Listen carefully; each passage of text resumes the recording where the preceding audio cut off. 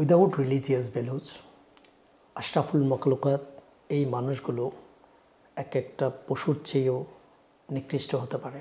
এই ইথিক্যাল ভ্যালুজগুলো ছোট থেকে শুরু করে বৃদ্ধ পর্যন্ত প্র্যাকটিস করার জন্য এখানে একটা থাকছে 5,000 স্কোয়ার ফিটের অধিক দ্বিতল বিশিষ্ট একটি জুমা মসজিদ, যেটাতে সেপারেট আয়োজন থাকবে ছেলে এবং মেয়েদের নামাজ পড়া ও এতেকাফ নেওয়ার জন্য। সো এই মসজিদ ভিত্তিক সমাজের আমাদের যে চিন্তা ভাবনা সেটা হচ্ছে রমজান মাসে সেন্ট্রালি ইফতার, ডিনার, সেহরির আয়োজন থাকবে।